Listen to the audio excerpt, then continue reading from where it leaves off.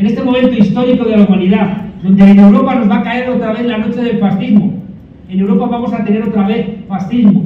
Ya tenemos una guerra. El único continente donde le falta una guerra a Estados Unidos es aquí. La tienen en Europa, las tienen en África, la tienen en Oriente Medio, la están buscando en China, y aquí Milei se la ha prometido. Por egoísmo, por dignidad, por decencia, por alegría, no permita que eso ocurra. Juan Carlos Monedero, los medios de comunicación en América Latina, especialmente los llamados medios alternativos, pueden ser una estrategia progresista para, dejamos, disminuir un poco el peso de la media. No son condiciones suficientes, pero son condiciones necesarias. O sea, tenemos que intentar competir con los grandes medios. No podemos, contra cañones no podemos tener como en el último samurái una katana. Hace falta también pensar en lógicas cooperativas, tenemos que sumar esfuerzo.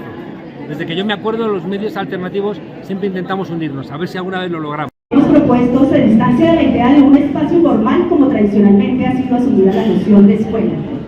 Creemos que la formación y el aprendizaje es una experiencia dinámica y continua. Esta escuela se propone como un espacio de diálogo para el fortalecimiento del trabajo territorial y se espera que sea una experiencia de aprendizaje colectivo a partir del diálogo entre comunidades de los distintos territorios y entre estas y representantes de las instituciones que hoy lideran proyectos de cambio en el país. La Escuela en Movimiento es un espacio dinámico, cambiante, itinerante, permanente y ajustable de las necesidades de aprendizaje y de fortalecimiento de la participación y el diálogo territorial. Es momento de cambio. El mundo hoy está cambiando de manera acelerada. El país hoy está cambiando. La cultura está en constante transformación. La política está en movimiento. Las instituciones son objeto de cambio. El aprendizaje es también una experiencia vital de cambio. ¿De dónde surge esta idea? Del diálogo constante con ustedes, con la gente del territorio, de la necesidad de fortalecer liderazgos sociales, políticos y comunitarios, de la petición de las comunidades de visibilizar lo que se está haciendo desde el proyecto político del cambio. ¿A quiénes va dirigido? A hombres, mujeres, jóvenes, comunidad LGBT, a todos y todas que deseen participar en estas escuelas, y además a quienes quieran multiplicar, a líderes comunitarios y organizaciones sociales territoriales, que desde sus apuestas vitales han venido aportando y construyendo oportunidades de transformación social e institucional, a líderes políticos que desde diversos espacios de participación y representación política le apuestan a la democratización del país, y en general a todas las personas interesadas en generar espacios de diálogo y de reflexión sobre estrategias y mecanismos de profundización de las transformaciones democráticas que ha emprendido el país.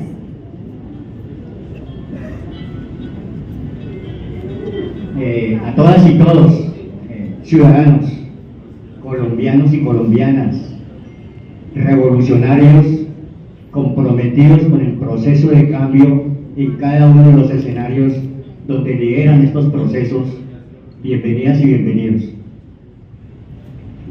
Los convocantes a este escenario de la Escuela en Movimiento les hace el llamado hoy a asumir la tarea y el compromiso que tienen de convocar a crear, a consolidar la nueva nación.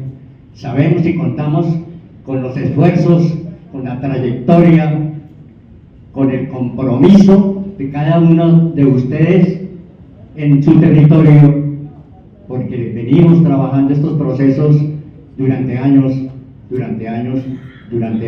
y tenemos que seguir apostándole por fin a ser gobierno, todas y todos a ser gobierno, a transformar la patria y a construir la nueva nación.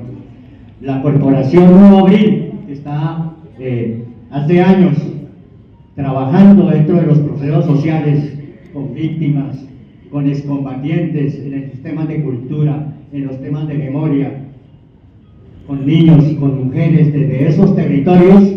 Les saluda, les abraza, al igual que la Asociación para la Participación y el Desarrollo, convocante también aquí a SODA, para que entre todas y todos sigamos construyendo esta nueva nación, con otras organizaciones que no alcanzaron a venir, hacer presencia, pero que están conectados, ¿sí? A través de sus medios, a través de sus teléfonos, a través de sus computadores,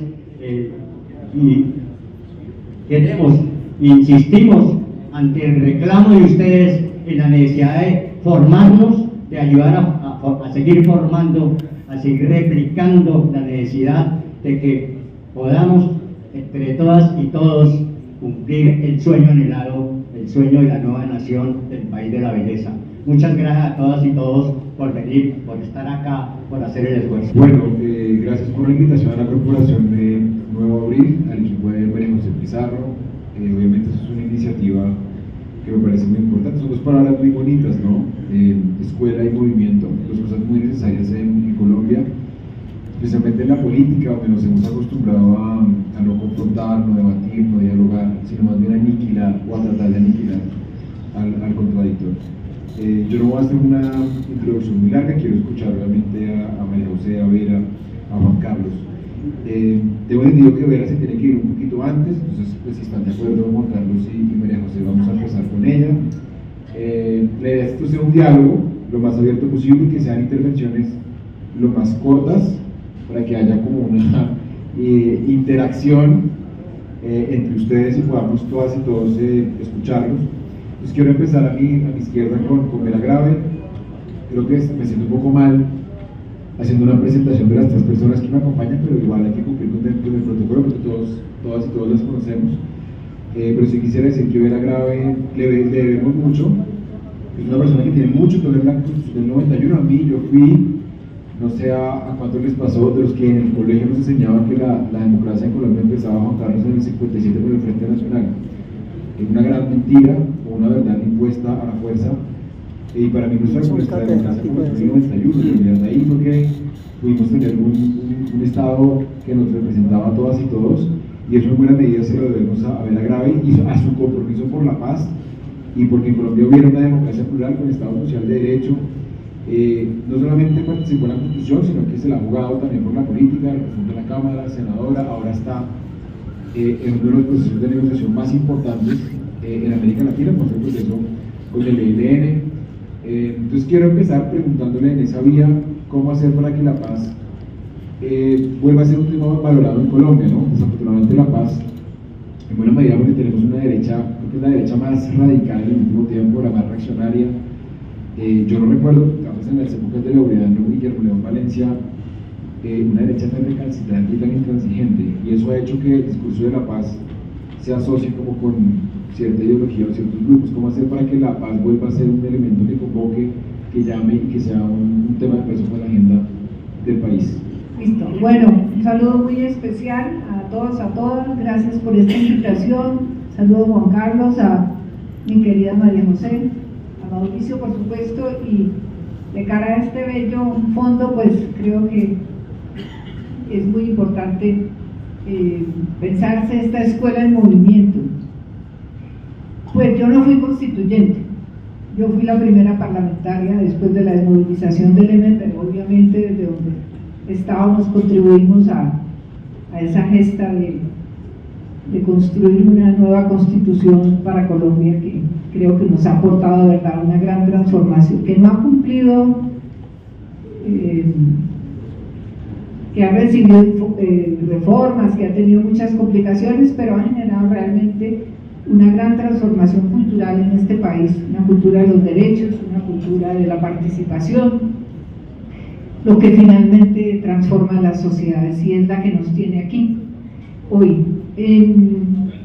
A propósito de Escuela en Movimiento y la Paz, antes de entrar a este cargo de ser la jefa de delegación en las negociaciones con el ELN, pues dediqué mis últimos 20 años a hacer de la paz una pedagogía de cambio, apostando a que en Colombia, además de hacer negociaciones, tenemos que transformar nuestra mentalidad, y eso tiene que ver con la formación política, es decir, cómo nos bajamos de nuestros códigos de guerra, de nuestros esquemas mentales violentos, y cómo incorporamos la paz como un enfoque, como un comportamiento, como una manera de relacionarnos, como una misión.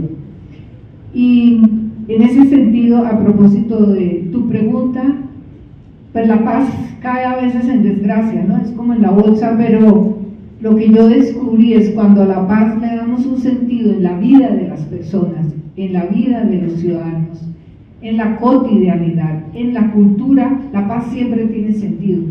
Porque a veces pensamos que solamente la paz se da cuando hay procesos de negociación. Y lo que yo he descubierto es que la paz siempre, si la entendemos en sentido plural, como paces, siempre encontramos un lugar para ella. Que puede ser que no aparezca en los medios, que no sea muy taquillera, pero finalmente la paz como cultura siempre tiene un lugar. Y me parece importante que ojalá en la Escuela en Movimiento eso quede incorporado, es decir, hacer de la paz una posibilidad de movimiento y transformación cultural. Pero tenemos hoy la fortuna que con este gobierno y su idea y su compromiso, la paz total, estamos otra vez en procesos de negociación que dinamizan la paz, que la vuelven a poner en el debate público, que la vuelven a... El debate quiere decir que no solamente tiene amigos sino enemigos, pero mueve, finalmente está moviendo el país, está moviendo el país en el debate en torno a la paz, que si los procesos caminan, que si no caminan, que si tiene sentido, que si... Y creo que eso de hecho es importante, es decir, está otra vez aquí, independiente de que los procesos que no vayan tan rápido como quisiéramos, de todos estos esfuerzos que a veces parecen demasiado lentos. Y a propósito del tema de la negociación en la que yo estoy, quisiéramos que fuera más rápido, quisiéramos que fuera más fácil, que tuviera menos crisis, pero creo que son procesos que van porque además hay una sociedad comprometida con eso, y con esto quiero hacer alusión a uno de los puntos centrales, el acuerdo que acabamos de firmar hace 2 semanas en Caracas, el acuerdo 28 de la participación, que da por cumplido una fase del proceso. Eso nunca había pasado con el ELN. El ELN lleva sentado 30 años, ha hecho negociaciones, pero ningún gobierno había aceptado como esa posibilidad de la participación, y ese elemento de diseñar la participación, de planear la participación y una participación para las transformaciones, creo que es vital, porque finalmente las mesas de negociación tienen sentido si participa la gente. Y aquí ha habido, todos los procesos han tenido participación. El proceso del cual fuimos parte nosotros del N19, hubo participación en mesas, hubo participación en los campamentos, hubo movilización política, etcétera. Y en este caso, no digo pero, sino en este caso, en el caso de las FARC también hubo participación, se movilizaron las víctimas, los grupos de mujeres, etcétera, y siempre ha habido participación. Aquí hay un tipo de participación que podríamos decir muy organizada, en el sentido de que no es todo el país, y el reclamo de los gremios y el reclamo de algunos sectores es que no están ahí, pero finalmente ha participado mucha gente, ha participado una sociedad civil organizada, que no es toda la sociedad, pero que es importante, y que es una voz crítica, que es una voz exigente, que es la gente que demanda que se supere la guerra, que le dice también al ELN, ojo, vengan a la paz. Es decir, ahí hay una gran posibilidad, y ese acuerdo que se firmó, que condensa temas como la economía, como la política, el medio ambiente, metimos la educación y la cultura, que no estaba ahí, que tiene enfoques de género diferencial, personas con discapacidad, étnico, etcétera, que plantea temas de garantías, que plantea mecanismos, que plantea un tipo de participación. Considero que es una carta de navegación importante a la que ahora hay que darle forma en un gran diálogo nacional. Del diálogo nacional se viene hablando desde la época del M, desde los años 80, y seguimos hablando del diálogo, y habrá gente que dice, pero siguen hablando del diálogo. Pues sí, en este país hay que seguir dialogando ampliamente, y hay que construir un acuerdo nacional, un acuerdo en torno a las transformaciones, y en eso estamos. Creo que es importante darle a ese acuerdo toda la dimensión que le podamos dar, y eso depende de ustedes, eso no depende de la mesa, depende que entendamos, como ustedes lo entienden al estar acá, que la participación finalmente es un sustento fundamental de la paz y que nos ha permitido, en el caso de la mesa, afrontar las crisis. Cuando la cosa se pone muy maluca, la participación sigue adelante, y creo que ese elemento tan dinamizador deberíamos darle toda la importancia, además de reconocer los logros. Nosotros tendemos mucho, y los medios sobre todo, a decir que esto no funciona, que esto es muy lento, que esto no va, que el ELN no quiere, etc. Pero finalmente es un proceso que lleva año y medio y que avanza, no al ritmo que quisiéramos, pero avanza. Entonces es como un llamado a que aprendamos también a leer nuestros logros, que dimensionemos la participación, que presionemos también desde la sociedad para que temas como el secuestro, desplazamiento, reclutamiento, pues sean prácticas que sean abolidas por parte de los actores armados, y que también hagamos una pedagogía a este proceso. La gente siempre dice este proceso le falta pedagogía, yo estoy de acuerdo, lo entendemos los que estamos de pronto involucrados, pero si lo dimensionamos, si lo discutimos, si lo llevamos a la calle, si le sacamos el jugo, seguramente podremos hacer un proceso muy participativo, y eso va a ser un gran factor para que el ELN dé el paso a la paz. Dejo aquí porque ya me estoy extendiendo mucho.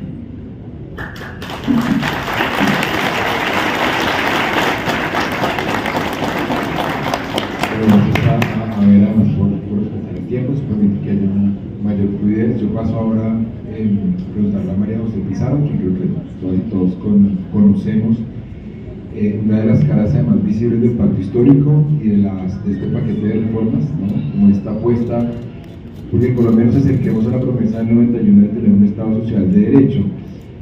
Ahorita Vera planteaba algo que me parece muy revelador, y es: la paz no se firma por decreto, no va a llegar de la noche a la mañana. Lo sabemos además después de los acuerdos de La Habana, en donde mucha gente ingenuamente, como decía Peter, fuimos ingenuos, pensó que eso después del 16 automáticamente va a ocurrir, y creo que como sociedad civil hemos fallado para defender ese pueblo. Como sociedad civil yo haría la autocrítica, claro, me ha faltado pedagogía, pero ¿dónde estamos nosotros para defender el proceso de paz con el ELN, ¿no? Los medios dicen que es un fracaso, y nosotros no podemos caer entero. Hay que salir a defenderlo, porque además la paz es un deber ineludible del Estado, no es ni siquiera una responsabilidad del gobierno. Entonces yo creo que ahí me quedo con esas palabras sabias de que la paz es mucho más transversal, y que no es solamente un sector en el que debe trabajar un ministerio o una alta consejería. Paso a preguntarle a María José respecto de qué tan difícil es en Colombia tener una agenda social, ser un gobierno progresista de nuestra historia. Ha habido amagos, pero este es el primero desde que existe el rótulo progresismo en América Latina que identificamos en ese sentido. Porque a veces, y hay mucha ansiedad, lo decía también Vera, no avanzan las cosas, la gente esperaba en trabajo, en servicios públicos, en salud, en educación, en pensiones, se han logrado cosas. ¿Qué tan posible es soñarnos con una agenda social desde el reformismo? Bueno, primero, muchas gracias por estar aquí. Veo muchas caras conocidas con las que hemos recorrido este país, con las que hemos recorrido también esta ciudad, así que, por supuesto, pues felicitar que estemos reunidos y reunidas de nuevo, porque si algo nos ha faltado, porque si algo echamos de menos, no solamente es que nosotros vayamos al territorio, a las regiones, a los barrios, sino también nosotras y nosotros necesitamos poder reconstruirlos con ustedes, poder construir una fuerza común, un ánimo común, una nueva energía, una nueva fuerza para este espacio, para este momento que se viene por delante. Si lo miráramos en términos de un partido de fútbol, pues vamos a empezar el segundo tiempo a partir del 7 de agosto, un tiempo absolutamente definitivo para nosotros, no solamente los demócratas y las demócratas de este país, sino un tiempo definitivo para el progresismo de Colombia, porque viene precisamente esa recta, no final, porque no es la recta final, pero sí es la recta definitiva. Así que tenemos que tener una absoluta conciencia de lo que hemos hecho hasta ahora, de lo que hicimos para llegar hasta acá, de lo que tenemos por delante, y para eso tenemos que tomarnos un tiempo definitivo para poder pensar, para poder reflexionar, para poder hacer un balance y arrancar con una nueva energía, con una nueva fuerza estos 2 años que nos quedan por delante. Y aquí tenemos una responsabilidad inmensa. Vera lo comentaba de alguna manera, nosotros no hemos adquirido una conciencia colectiva de nuestra historia, de nuestro propio proceso, un entendimiento de nuestro propio proceso, de cuáles son los rasgos que nos identifican en el progresismo colombiano frente a otros progresismos, qué cercanías podemos tener con otros, por ejemplo en este caso concreto México, que acaba de ganar las elecciones y que acaban de mostrar que como modelo social son un modelo de éxito frente al neoliberalismo, que creo que es lo más importante de lo que ellos acaban de mostrarnos, o por lo menos uno de los rasgos más importantes. Así que sí tenemos que hacer de esta escuela en movimiento un momento para recuperar nuestra historia como progresismo, nuestras identidades, nuestros hitos, es decir, en qué momento concreto estamos nosotros para poder seguir avanzando. Y eso nos conecta precisamente con las reformas, porque detrás de cada una de nuestras intenciones hay una historia. Nosotros no llegamos a proponer el acuerdo nacional de la nada, tiene una historia en toda una serie de propuestas que no solamente tuvo el M19, que ha tenido distintas expresiones del progresismo. ¿Por qué llegamos a una propuesta en concreto en términos de salud, de educación o de lo que serían, digamos, las reformas o el mismo programa de gobierno? A veces parecemos olvidarnos en medio de todo esto de cuál fue nuestro programa, cuál es el plan de desarrollo, cuál fue el acuerdo de paz, cómo podemos conectar estas últimas 3 grandes propuestas y qué conexiones tienen estas con cada una de las historias que cada uno de las distintas expresiones sociales ha tenido. Por ejemplo, ¿cuál es el lugar concreto que tienen las reivindicaciones del movimiento cívico del Oriente Antioqueño con lo que estamos haciendo ahora? ¿Cuáles son la historia, las propuestas del mismo M19, por ejemplo, en lo que estamos construyendo ahora? Cada uno de los hitos o de las reivindicaciones que muchas veces pone el presidente Gustavo Petro sobre la mesa tienen un arraigo histórico y nosotros tenemos que ser capaces de identificarlo, si no va a ser muy difícil caminar hacia adelante. Y además, ¿qué nos diferencia a nosotros de los modelos, de los distintos modelos que hay, de los distintos modelos que están en disputa en este momento en nuestro país? Porque realmente lo que estamos disputando no es solamente un gobierno, estamos disputando una visión de país, y en eso, y allí tenemos que nutrirlo de historia, de identidad, para poder dar este segundo tiempo con éxito y con certeza, porque necesitamos seguridad. Si algo ha venido pasando en este último tiempo es que nos han venido robando la alegría. Ya no estamos completamente felices, alegres, ya no tenemos certeza, ya no nos sentimos seguros. Y si no nos sentimos seguros, va a ser muy difícil que podamos llegar a ese segundo tiempo con éxito. ¿Qué es lo que nosotros estamos disputando?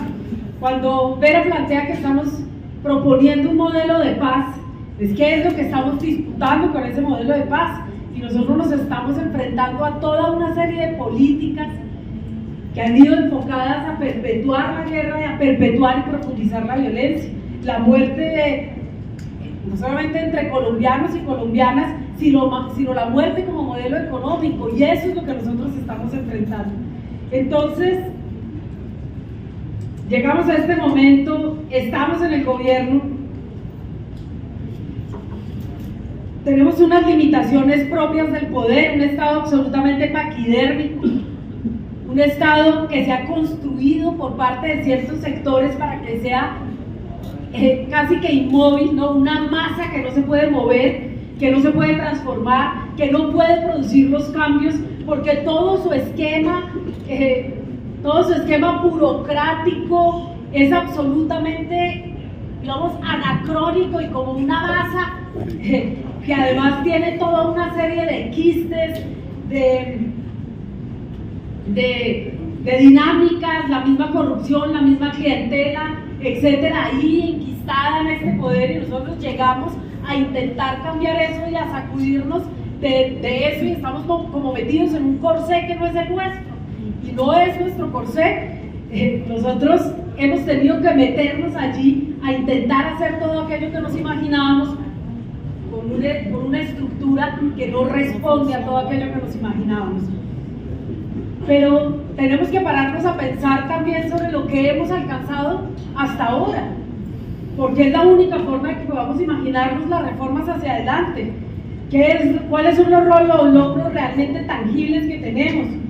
¿Qué podemos hacer para que la gente se identifique con esos logros? Para que sienta que hay una diferencia entre nuestro proyecto político y los proyectos del pasado, porque lo que intentan es romper la mística, quitarnos la legitimidad, decirnos que somos exactamente igual a lo que había antes, que nos comportamos igual, que tenemos las mismas prácticas y que somos un poco más de ese continuismo perverso frente al cual nosotros nos enfrentamos y ganamos porque nos planteábamos como una alternativa a ello. Lo primero que tenemos que lograr en un momento, lo que tenemos que recordar en ese momento inicial, fue que empezamos como un buen pie, planteamos algo distinto a lo que además hicieron otros progresismos de esta era, de esta época, y es que logramos una reforma tributaria progresiva. Ahora estamos enfrentando los problemas del recaudo, pero lo cierto fue que tuvimos una reforma tributaria progresiva que no castigaba a la gente, sino que buscaba recaudar de esos grandes capitales que además hicieron un recaudo anticipado, y entonces el recaudo ya no es el mismo, y entonces vemos como una gran alerta poder financiar los programas sociales si realmente el recaudo se vio debilitado. Pero lo cierto es que planteamos y ganamos esa reforma tributaria progresiva. Estamos haciendo y estamos enfrentando, estamos planteando un modelo efectivo de lucha contra el cambio climático. Y si bien es cierto, nuestro aporte al cambio climático no es inmenso, sí hemos planteado la discusión a nivel mundial, y es cierto que hoy Colombia está siendo escuchada en otras latitudes porque precisamente ha puesto como su centro, como el centro de su política, como el corazón de su política, la preservación del medio ambiente, la lucha contra el cambio climático, la posibilidad de que los jóvenes, además que se acercan al fin de los tiempos, puedan sentir que hay una alternativa distinta a la alternativa que nos plantean otros modelos. Hemos entregado miles de hectáreas. Hoy, en este momento, en los Montes de María, en San Juan de Puruncelo, se están entregando miles de hectáreas de tierra. Es decir, que la reforma rural está avanzando. Y no lo hicimos expropiando, nos decía que íbamos a expropiar todo. Pues muy bien, no se ha expropiado una sola hectárea de tierra. Y en cambio se han entregado miles de tierras al campesinado. Tenemos el enorme reto de que esas miles de hectáreas de tierra sean productivas. Pero lo cierto es que el agro ha crecido como no había crecido en la historia, porque ha tenido mayor inversión, porque se han distribuido los presupuestos de una manera diferente. Hemos logrado la gratuidad en la educación superior.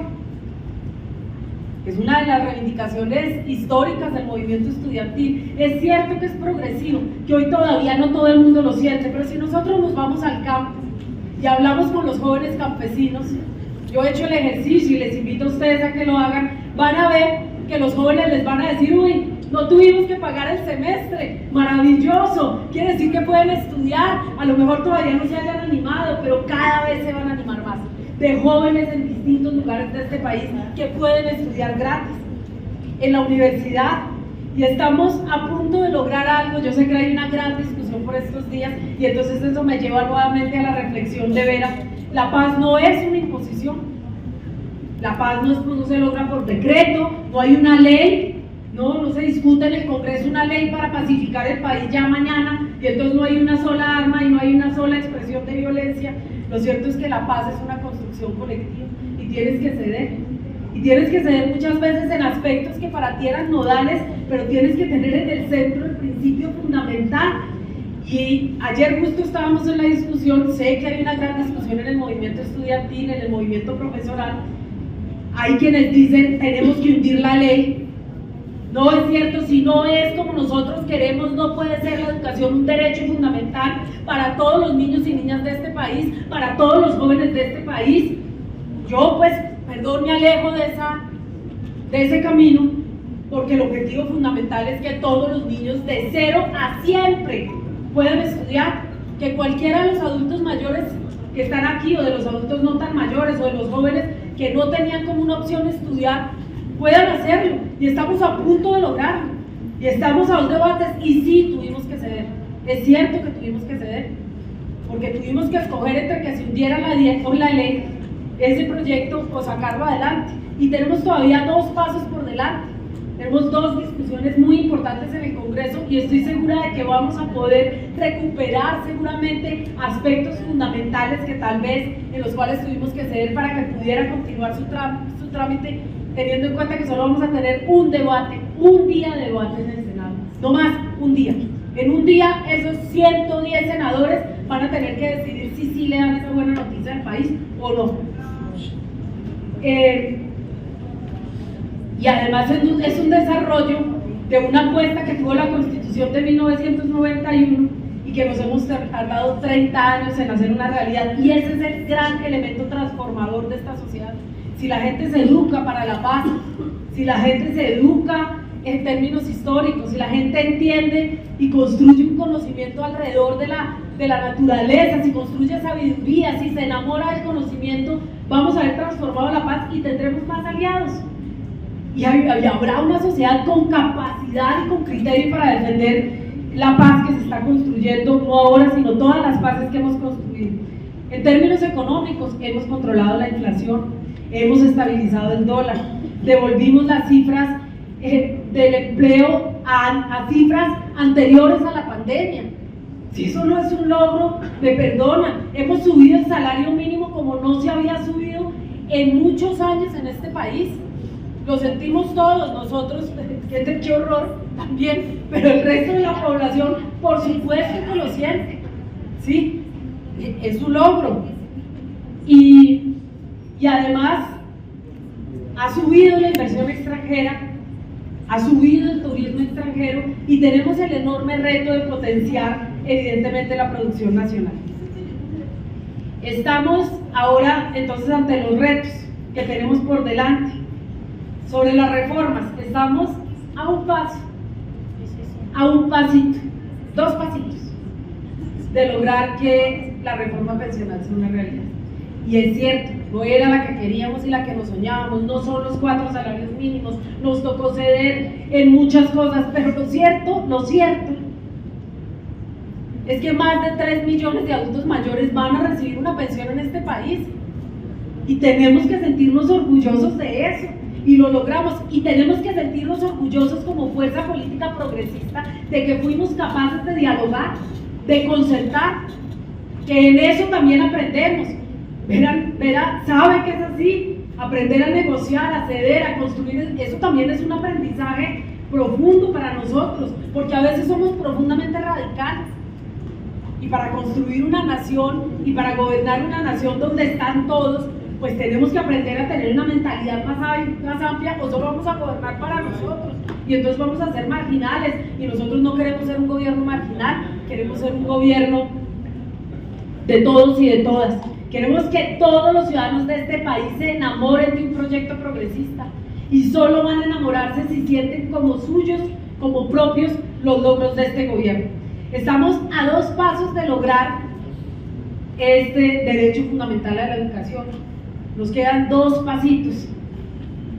La reforma a la salud, es cierto, no continuó su trámite en el Congreso, pero lo cierto es que hoy es innegable que todo aquello que advertimos que iba a pasar, pues está pasando, y pudimos haberlo evitado, y ahí los que fallaron fueron ellos, porque no tuvieron capacidad de concertación, porque esa misma capacidad de concertación que hemos demostrado en la paz, que hemos demostrado en la educación, que hemos demostrado en lo pensional, lo propusimos en la salud, y se atravesaron como una vaca muerta. Y hoy, pues la realidad es que millones de colombianos están en la incertidumbre sobre cuál va a ser el modelo de salud, si va a ser un modelo para todos o no. Y finalmente, ahí intentaremos dar un debate de la reforma laboral, pero se vienen una serie de reformas por delante. El Congreso y el espacio en el Congreso va a ser cada vez más hostil, cada vez más difícil, y nos va a tocar salir del Congreso y entender hasta dónde podemos llegar y hasta dónde no podemos llegar, y todo lo demás lo vamos a tener que hacer por fuera del Congreso de la República. Y eso va a suponer un enorme reto para quienes están. Algo muy importante, le hemos planteado al mundo una discusión trascendental, no para Colombia, para el continente entero, y es un cambio en la lucha, del modelo de lucha contra las drogas.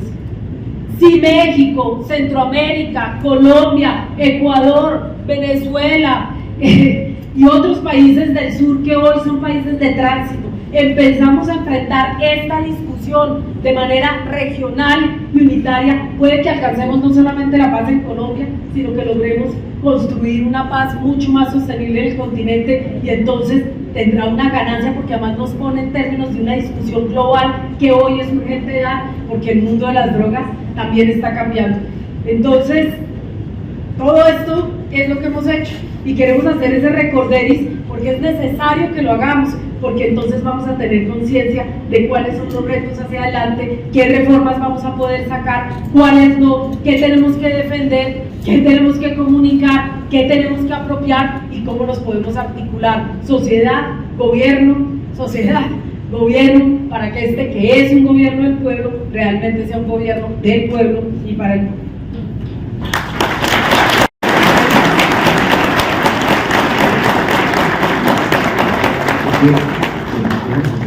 Quiere contestarlo, porque quiero hacer una pregunta adicional.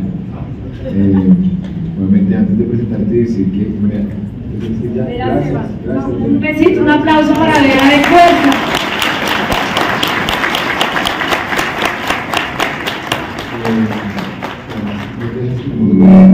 Una tiene que ver, mencionaste Claudia Sheinbaum.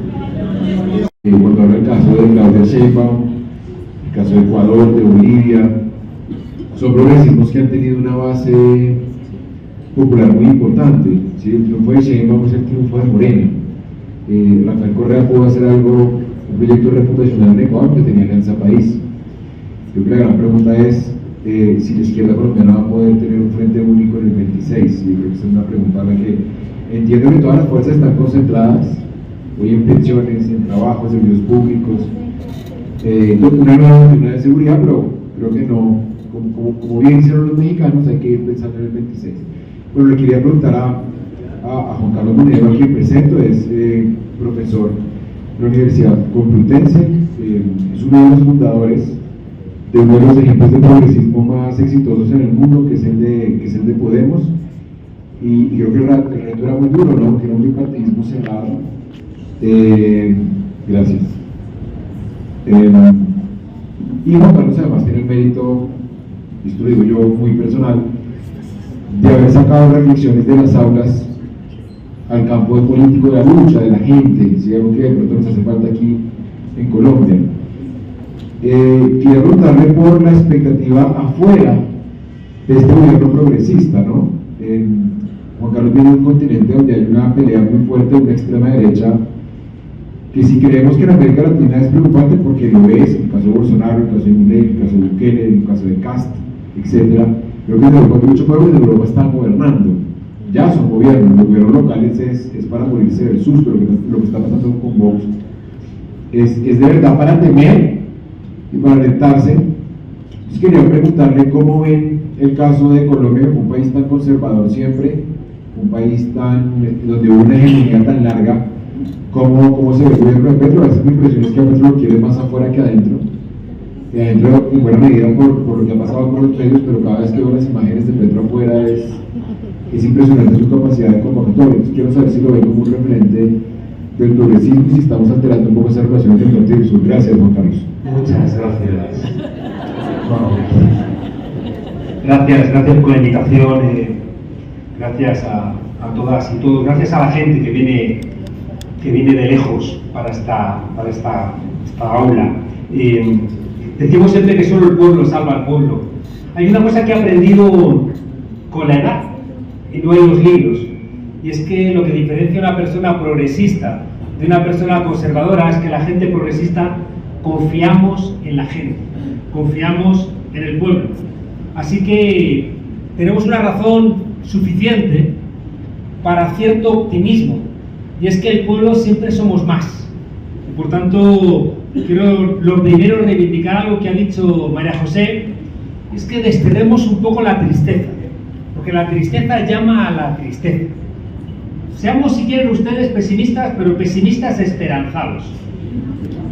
O si queremos ser optimistas, seamos optimistas trágicos. Pero no nos olvidemos una cosa que decía Antonio Gramsci, un gran pensador en los años 30, que decía que al pesimismo de la inteligencia, en tiempos donde todo se nos torna muy oscuro, hay que inyectarle el optimismo de la voluntad.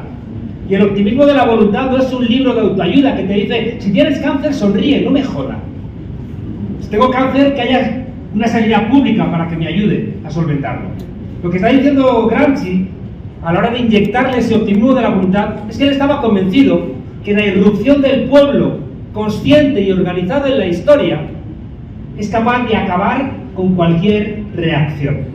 Por tanto, enhorabuena Colombia porque están ustedes gobernando, y enhorabuena porque no se dejan vencer por la tristeza. Escuela viene de escolé, en griego, que significa ocio, entretenimiento, contemplación, que es lo que nos permite también pensar. Estamos muy entretenidos, estamos demasiado entretenidos, y cuando estamos entretenidos no pensamos. El otro día una alumna en clase estaba, yo les prohíbo usar el celular en clase, y había una alumna así, el último día de clase, digo, ¿me estaba mirando el teléfono? Y dice, no, está apagado. Y dije, peor.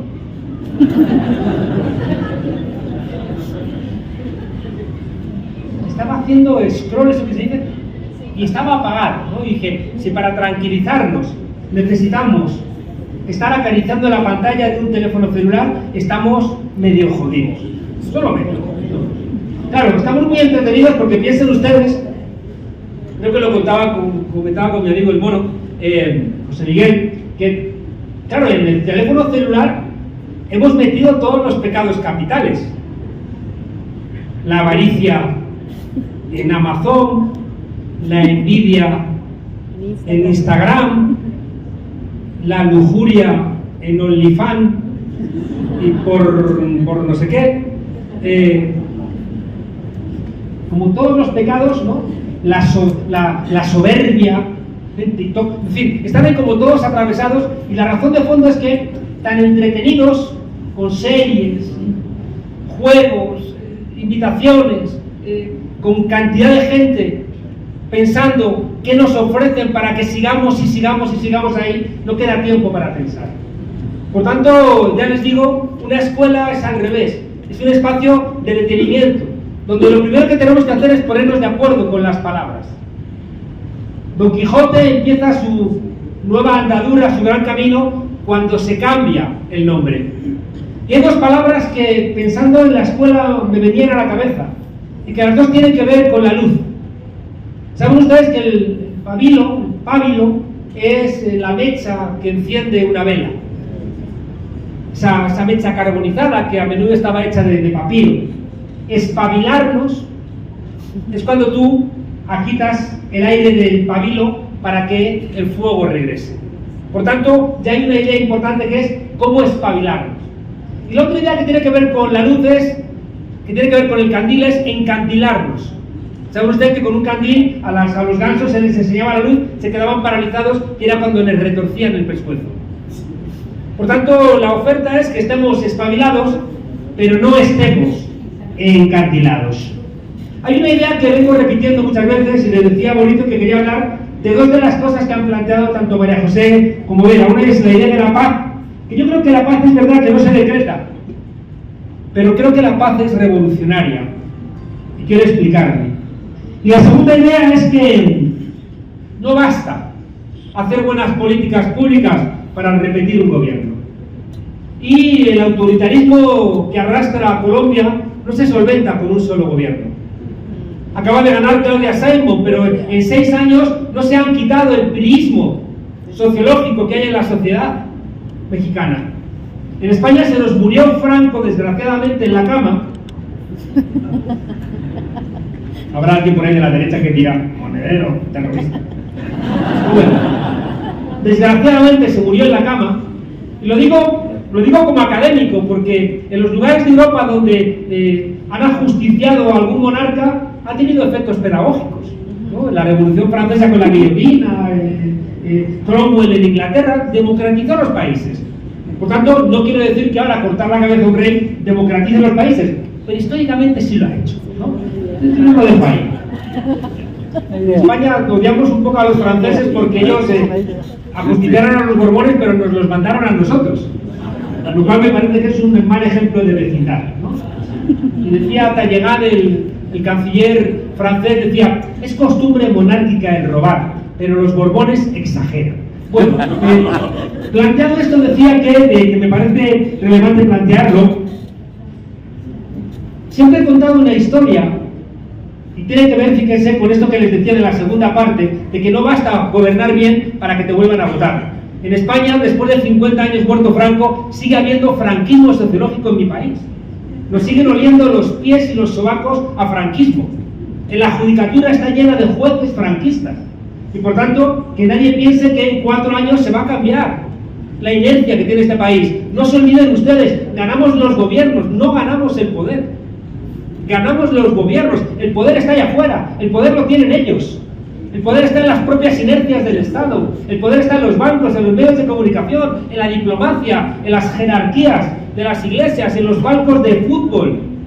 Y eso no lo ganamos cuando ganamos el gobierno. En cambio ellos, cuando pierden el gobierno, tienen todos esos elementos, que son los palos en las ruedas que nos colocan, y se quejan. Cuando ellos pierden el gobierno, nos montan unos escándalos y dicen: es que se ha polarizado. Polarizáis vosotros, y no polarizáis, crispáis.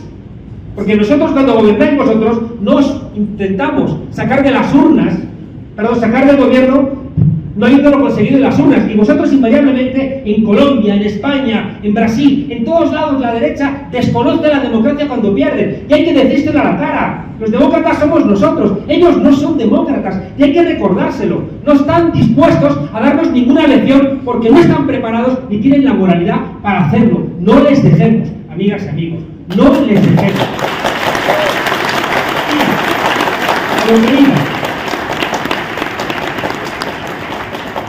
Como decía Guillen, aplaudan cuando llegue la revolución. Decía una cosa que es importante, que me contaba uno de mis maestros. Decía que un monje zen que había dedicado toda la vida a enseñarle a su discípulo a diferenciar entre lo que era verdadero y falso, entre la verdad y la mentira, entre la apariencia, la doxa y lo real, llega a la última lección y lo llama al salón de los pasos perdidos, le pone una vara de almendro en la cabeza y le dice: si me dices que esta vara es verdadera, te daré con ella en la cabeza. Si me dices que esta vara es falsa, te daré con ella en la cabeza. Y si guardas silencio, te daré con ella en la cabeza. Yo, jovencito, dije: la solución es quitarle la vara y darle tú al maestro con ella en la cabeza. Y dijo: no. La solución es que cuando algo es necesario e imposible, hay que inventar una nueva dimensión. Si es necesario que no te den con el palo en la cabeza, pero con las reglas del juego dadas nos van a dar con el palo en la cabeza, hay que inventar una nueva dimensión. Por eso, amigas y amigos, como la paz es imposible. ¿Y por qué la paz es imposible? Porque la paz, explicamos en la ciencia política, es el objetivo de la política. El objetivo de la política, para eso usa el poder, es evitar la guerra civil. El objetivo principal de la política es evitar la guerra. Y por eso la política, como bien explicaba Gramsci, inaugura sociedades. Es la política la que inaugura la posibilidad de que estemos juntas y juntos. Y por eso en una sociedad donde hay privilegiados, es muy difícil que ellos acepten la paz, porque la paz va a inaugurar un nuevo régimen político, y ese régimen político pone en riesgo sus privilegios. Por eso les decía que la paz es necesariamente revolucionaria, y por eso la paz, como todas las cosas revolucionarias, tenemos que operarlas en las conciencias. Quizá lo más importante que les puedo decir es una frase también de uno de mis maestros. Fíjense qué frase tan hermosa. Este maestro nos ponía ejemplos para todo. Para todo. Yo recuerdo cuando llegué a estudiar a Alemania, la primera clase que fui, un profesor durante hora y media nos dijo: los ejemplos son la muerte del pensamiento, los ejemplos son la muerte del pensamiento, los ejemplos matan el pensamiento tiene que ser abstracto, no busquen ejemplos. Al terminar la clase yo levanté la mano y dije: perdone, ¿podría poner un ejemplo? ¿No? Como era alemán, no le hizo mucha gracia. A lo que iba, la frase del profesor este brillante decía, tomen nota: la antesala de toda revolución es una gran conversación. La antesala de toda revolución es una gran conversación. Por tanto, no puede haber ningún tipo de cambio profundo si no hay previamente esa gran conversación. Claro, ¿cómo vas a decretar algo tan relevante si no hay antes esa previa conversación? Por eso me parece tan relevante, María José, que haya una escuela donde se empiecen a ponerles palabras a los anhelos de este pueblo. Miren, no voy a detenerme en todo, pero sí que déjenme decirles que durante el siglo XX hemos cometido un profundo error que tenemos que dejar de cometerlo, que es separar a reforma, a revolución y a rebeldía. Es un enorme error. Hay un autor que recientemente ha fallecido, desgraciadamente, Eric Olin Wright, que plantea una idea que he retomado en un libro que hemos sacado hoy y he prometido, he quedado con María José, venir, no solo a presentarlo, sino a llevarlo por donde ella me diga. El libro se llama Política para indiferentes. Hemos peleado de 4 maneras durante el siglo XX para superar el sistema. Primero era confrontándolo, nos derrotaron y en 1991 cae la Unión Soviética. Hemos intentado pelear contra el sistema, muy buenas tardes, hemos intentado pelear contra el sistema intentando domesticarlo. Fracasamos con el modelo neoliberal, porque ni siquiera domesticando el sistema nos lo permitieron. Y el modelo neoliberal acabó con los sindicatos, incluso le robó el alma a la socialdemocracia. Recuerden la frase devastadora de Margaret Thatcher cuando le dicen, ya jubilada, ¿cuál es su gran obra? Y ella dice, mi gran obra no son las Malvinas, mi gran obra no es haberle roto la columna vertebral a los sindicatos, mi gran obra es Tony Blair. O sea, su gran obra era haber convertido a la socialdemocracia en neoliberal. Les decía que es muy importante que entendamos que esa segunda parte de luchar contra el sistema, intentándolo domesticar, no nos ha salido bien. Y el modelo neoliberal se ha hecho hegemónico. Una tercera posibilidad es huir, pero huir no parece que sea una solución válida para superar el sistema. Y hay una cuarta, que es la que hemos inventado los movimientos indignados, es la que se ha inventado aquí Petro, la que se ha inventado López Obrador, la que se han inventado aquellas fuerzas políticas que han tenido que reinventarse, que han tenido que poner las luces largas y no el retrovisor, porque lo viejo no servía, porque cuando teníamos las respuestas nos habían cambiado las preguntas. Y por tanto, fíjense, hemos tenido que recuperar nuevas formaciones políticas, porque las viejas no nos servían. Y por tanto, fíjense, la cuarta manera de pelear, después de estas 3 que les he dicho, de confrontar el sistema, de domesticarlo o de huirlo, la cuarta posibilidad es colocarnos en las grietas y hacer una suerte de judo. Es decir, intentar de alguna manera utilizar la propia inercia del sistema para vencerlo. ¿Qué ocurre? Que si realmente generalizásemos esta idea, tampoco nos lo permitiría. Y aquí les doy yo una idea para que la reflexionen en la escuela. La solución no es ninguna de estas 4, sino las 4 juntas. Tenemos que tener una idea clara de confrontación con el sistema, porque las fuerzas políticas que se olvidan de la confrontación con el sistema terminan convertidos en meros gestores del sistema. Le pasa a todos los que desde la socialdemocracia entran en el gobierno, se termina devorando la inercia del Estado. Y si no tienes ese latigazo de querer superar el sistema, pierdes. Por tanto, todos tenemos que tener esa idea de confrontación. Necesitamos también domesticar al sistema. No seamos tan arrogantes de despreciar los logros como los que, por ejemplo, ha señalado María José. Porque son logros que mejoran la vida hoy, a la gente. Y muchas veces los revolucionarios te han dicho, no, yo no me mojo en eso porque yo quiero el fin del sistema. Me recuerdo un amigo mío que decía, no, yo no doy propina a los meseros porque yo lo que quiero es que tengan un salario justo. Luego nos dimos cuenta con el tiempo que es que era muy agarrado. Era absolutamente tacaño de mierda, ¿no? Entonces, como era un tacaño de mierda, él decía, no, yo estoy en contra de las propinas. Tacaño de mierda, ¿no? Entonces, fíjense ustedes, otro elemento muy importante, ya digo, es que no despreciemos gestionar realidades concretas para mejorar la vida de nuestros pueblos. La tercera idea, que es huir, no la despreciemos tampoco, porque a veces hay que salirse del sistema para poder verlo, y a veces hay que salirse fuera para regresar luego con fuerzas. Por tanto, a los que se vayan porque están cansados, no les regañemos, porque a lo mejor son los que luego vienen con ideas nuevas y y con fuerza para ayudarnos a seguir la pelea. Y la cuarta es la que más nos gusta, es colocarnos en las grietas del sistema para engañarles, para intentar romperles su lógica. Ahí están las cooperativas, ahí está Wikipedia, ahí están todos los centros autogestionados, ahí está todo aquello que va contra la lógica del capital, que va contra la lógica del beneficio. Termino planteándoles, estas cuatro cosas no son fáciles de conjuntar. Si se dan cuenta, las cuatro a menudo han estado peleadas. Tenemos que aprender a convivir, porque si no nos fragmentamos, y fragmentados no valemos para nada. Separados nos van a ahorcar juntos. Y el último que quería plantear, perdón por hablar tanto, es que no quería hablar de ustedes. Quería invitarles a que mirasen desde fuera para entenderse a sí mismos. ¿Por qué ha ganado López Obrador, o en este caso, por qué ha ganado Claudia Sheinbaum? ¿Por qué ganó aquí en su momento Petro? Porque a veces estamos en dificultades. Salgámonos y veamos las 5 cosas que creo que tenemos que tener en la cabeza en una escuela para alimentar constantemente y no equivocarnos. La primera es la coherencia ideológica. No podemos estar dando vaivenes, no podemos zigzaguear, no podemos arrugarnos y cuando nos amenazan de repente dar marcha atrás en nuestros planteamientos. No funciona. Hay gente que dice, vamos a acceder a diferentes sectores para así ganarlos, para conseguir una mayoría. No podemos hacerlo. No puedes ceder con alguien que está en contra del aborto, con alguien que está en contra de la subida del salario, con alguien que está en contra de las empresas públicas. No puede ser. Nos quedamos desarmados. Confundimos a nuestro pueblo.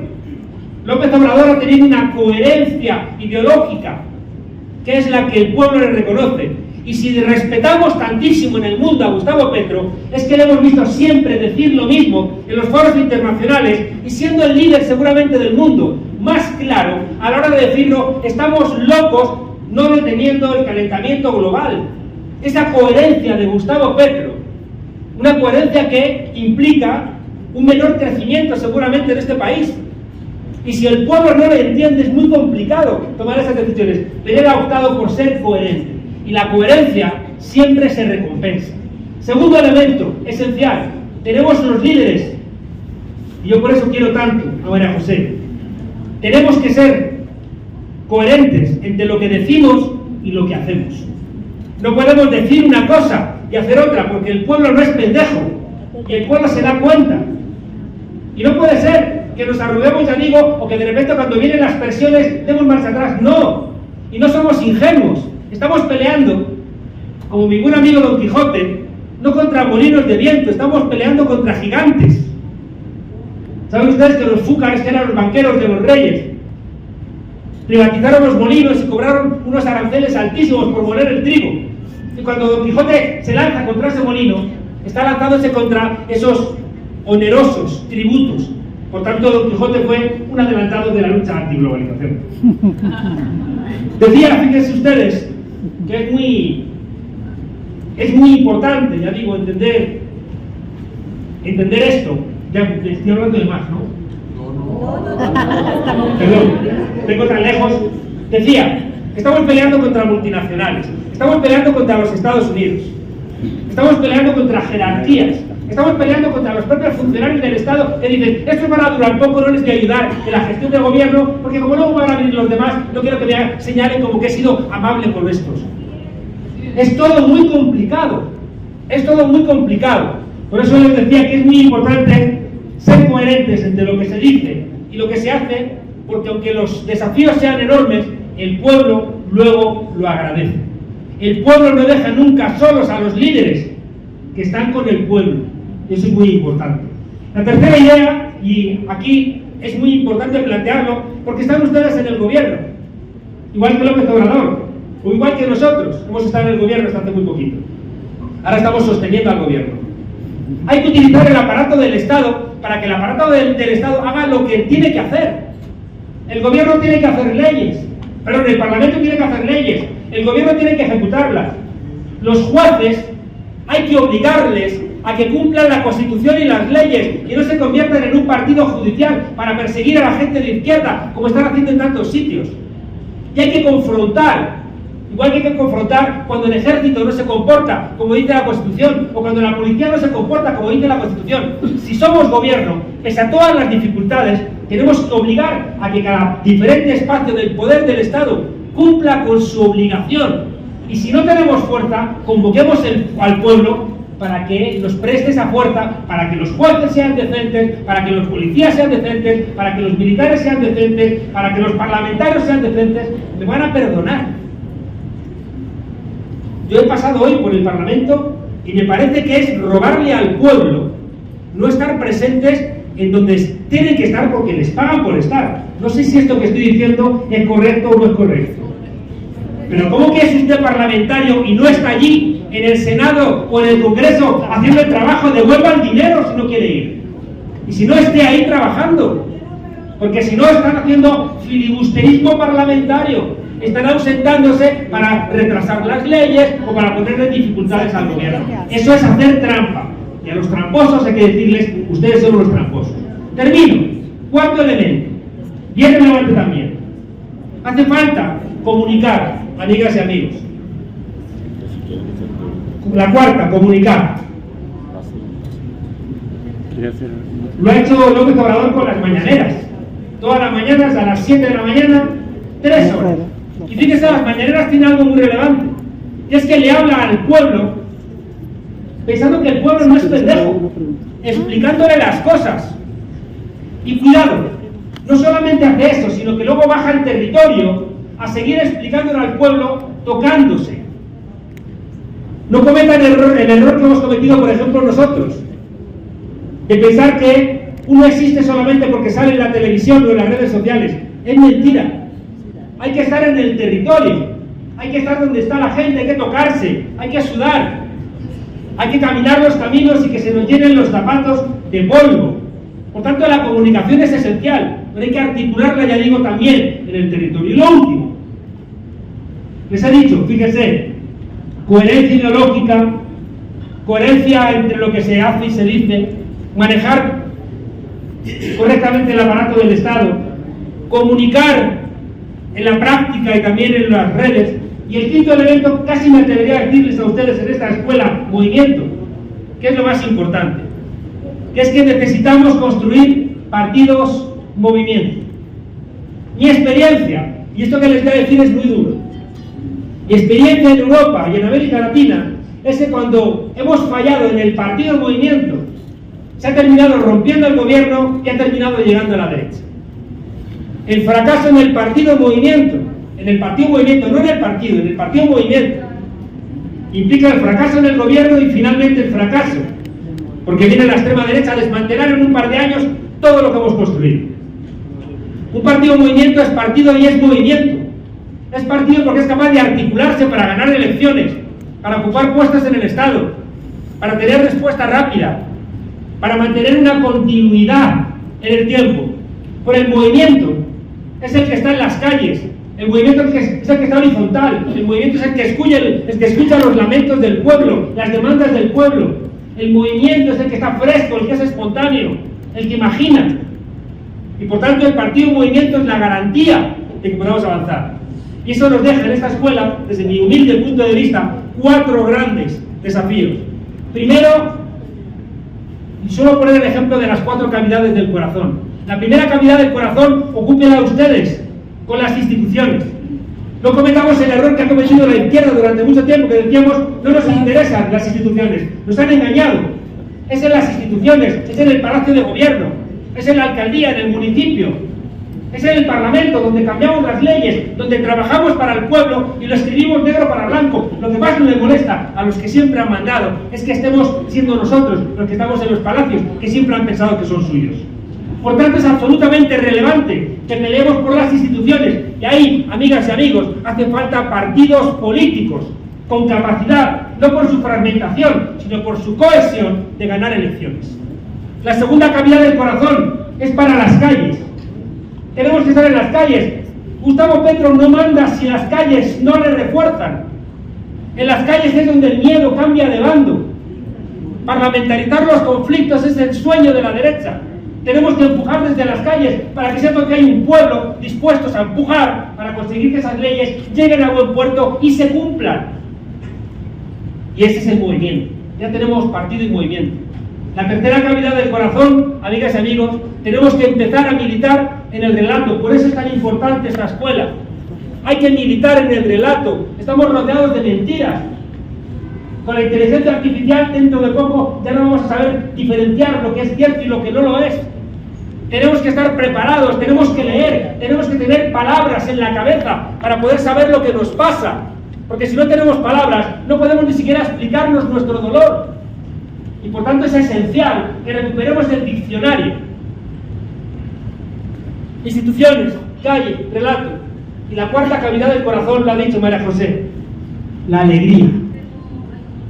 Guárdense la cuarta cavidad del corazón para la alegría, porque los tiempos son duros, porque los desafíos son enormes, porque han engañado a mucha gente, porque han amordazado a mucha gente, porque han asustado a muchos de los nuestros, porque han confundido a muchos de los nuestros, porque han comprado a muchos de los nuestros. Los tiempos no son bonitos, pero son los nuestros y son los que tenemos la obligación de confrontar. Y por eso fíjense ustedes la alegría. Y yo lo aprendí en América Latina. Somos mayoría, somos alegría. El otro día un compañero mío me dice, cuando Dios creó la luz, yo ya debía 3 recibos. El hombre no llegaba a fin de mes, pero se reía, ¿no? La alegría creo que es un elemento esencial para pelear. Si ustedes han perdido la alegría, están a puntito de ser derrotadas y derrotados. Por tanto, gente, partido para pelear instituciones, movimiento para pelear las calles, relato, escuelas, pensamiento, libros, películas, discusión, diálogo, para poder convencer e inyectar esa conciencia organizada como optimismo de la historia. Y la cuarta, alegría. Y como siempre digo, con estas 4 cosas se nos llenará la cabeza de conciencia, como le ocurre a Gustavo Petro. Y decía mi amigo Bertolt Brecht que solamente los pueblos con conciencia son los pueblos que tienen esperanza. Gracias.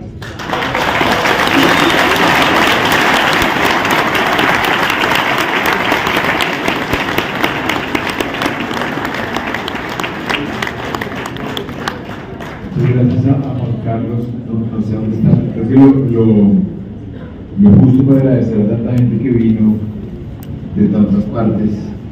Gracias, solamente valoro cada palabra, cada segundo que te pasaste. Un movimiento armado en una exigencia por una nueva constitución con el Partido Liberal y otras fuerzas políticas de este país para lograr una Asamblea Nacional Constituyente. Eso quiere decir que por supuesto hemos tenido esos espacios no solamente de unidad entre el sector progresista, sino de avanzar y de ir muchísimo más allá en principios y en causas que son comunes. Cuando se logra la Asamblea Nacional Constituyente, en esas elecciones de 1990, inclusive cuando se separaba la Unión Patriótica y planteaba diferencias profundas con el movimiento armado, y en esas elecciones fueron asesinados varios candidatos presidenciales, por supuesto entre ellos mi padre. En ese momento se planteaba una unidad del movimiento progresista y se alcanzaron a dar discusiones y conversaciones entre Bernardo Jaramillo y Carlos Pizarro para poder ir juntos en un espacio, digamos, además en una generosidad enorme, para poder ir juntos en unas elecciones que seguro habrían ganado. Y tal fue la dimensión de ese espacio de unidad que se cambió la Constitución, sin que la Constitución siquiera tuviese un mecanismo incorporado para poder ser modificada, y tuvieron que inventarse un mecanismo nuevo para convocar una Asamblea Nacional Constituyente y construir un nuevo contrato de nación, un gran espacio de diálogo, y participaron todos los sectores políticos, además en una correlación de fuerzas, tal vez inclusive muy similar a la correlación de fuerzas que tenemos hoy en el Congreso de la República, porque si tenemos hoy un avance importante, es que hoy hay una correlación distinta en el Congreso de la República, y los demócratas deberíamos celebrar eso, no solamente quienes estamos en la izquierda, sino los demócratas en general deberíamos celebrar eso. Y después de eso llegaron 20 congresistas de la unidad de la Alianza Democrática del 19 en ese momento, llegaron 20 congresistas, en lista cerrada, sí, en un ejercicio unitario, y ahí llegó Gustavo Petro, si no estoy mal, por primera vez a la Cámara de Representantes. ¿Y qué sucedió inmediatamente después? En las siguientes elecciones, todo el mundo sintió que era el triunfo rampante, todo el mundo, mejor dicho, salió a celebrar su propio éxito personal, porque por supuesto que la ambición personal, política, es necesaria para cualquier político, si no es muy difícil avanzar. Pero cuando se pierde el espíritu de unidad, el fracaso es estrepitoso. Pasaron de tener la bancada más grande que ha tenido el progresismo en toda la historia a no tener ni un solo congresista, ni uno solo. Hasta Gustavo Petro se quemó en esas elecciones. Y nosotros sacamos 3 millones, 2 millones, algo. Imagínense, 10 partidos, 700.000 votos cada uno para poder sacar algún congresista. Y recuerdo nuevamente Fuerza Ciudadana, el senador más votado, y se quemó, porque no pasaron el umbral. Eso es lo que nos va a pasar a todos. Y hoy tristemente Fuerza Ciudadana ya no tiene la personería jurídica tampoco, que era un logro que habían alcanzado. Y todos los demás vamos por ese camino. Entonces, la realidad se nos impone. Jurídicamente, superamos el 15%. No podemos ir juntos, no podemos volver a hacer una coalición. Nos toca a todos por separado. ¿Vamos a perder? Entonces, y además, si nosotros miramos precisamente el ejemplo de Morena y el ejemplo de Claudia Sheinbaum ahora en México, yo creo que son varias reflexiones. No solamente el modelo político, quiero decir, el modelo económico, la economía mexicana está creciendo, la inversión en términos sociales, sino que lograron construir un partido unitario. Lograron hacerlo. Unitario, fuerte, potente, con presencia regional, con formación de cuadros, es decir, entendiendo el papel que tiene que jugar un partido. Profundamente pedagógico, que tiene el respaldo, que ha logrado cohesionar alrededor suyo, no a unos partidos, a todo un pueblo. Y tenemos miedo, por supuesto, porque cuando no esté una figura como él, ¿qué vamos a hacer? Y entonces tenemos que ser capaces de construir,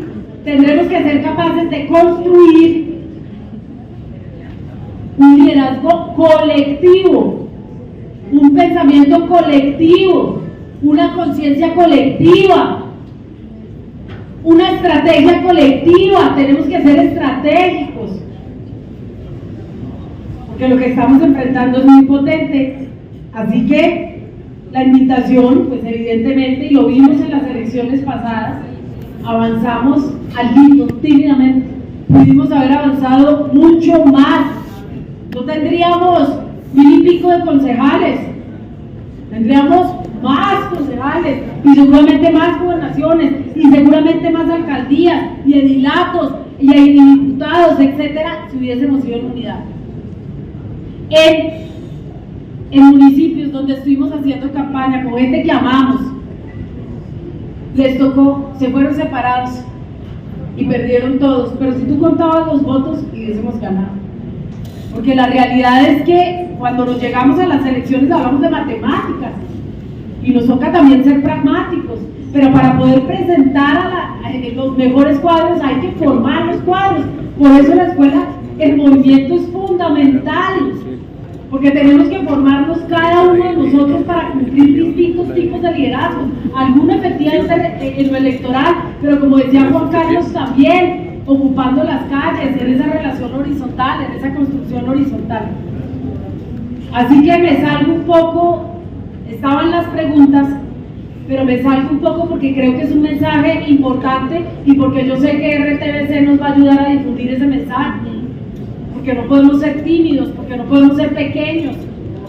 porque necesitamos grandeza, porque necesitamos ser estratégicos, porque necesitamos que este proyecto se relija, porque somos conscientes de que 4 años no son suficientes, porque necesitamos continuidad, porque necesitamos de verdad proyectarnos hacia adelante de una manera completamente diferente, porque ya sabemos que 20 senadores no son suficientes y que 30 representantes no son suficientes y que 1500 concejales no son suficientes, que para poder transformar este país de manera de abajo hacia arriba y de arriba hacia abajo necesitamos mucha más fuerza colectiva, pensamiento colectivo.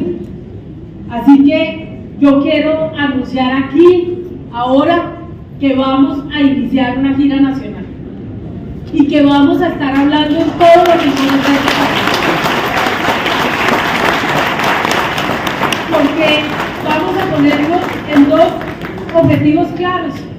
Tenemos que construir el partido único, tenemos que estar preparados, tenemos que dar las discusiones que tengamos que dar para lograr la unidad de un proyecto progresista. Yo sí creo que ese es el camino.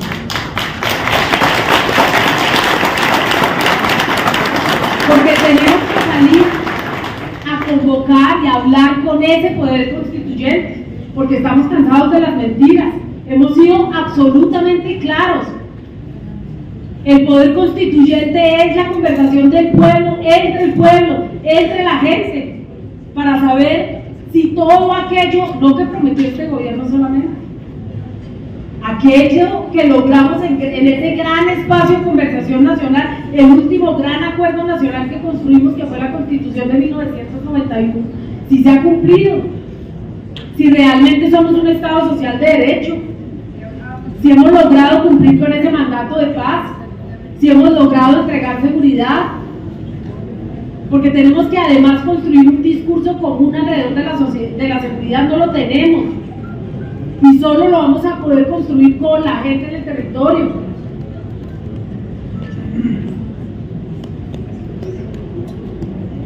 Y seguimos entonces en ese empeño de construir el acuerdo nacional, porque no es mentira, no se dejen engañar, nosotros sí seguimos empeñados en eso, porque tiene una historia detrás, porque la primera vez, por lo menos en mi espectro político, donde a mí me formaron, que es el espacio de la social bacanería, que es el espacio del sancocho nacional, que es el espacio de la atracción apasionada.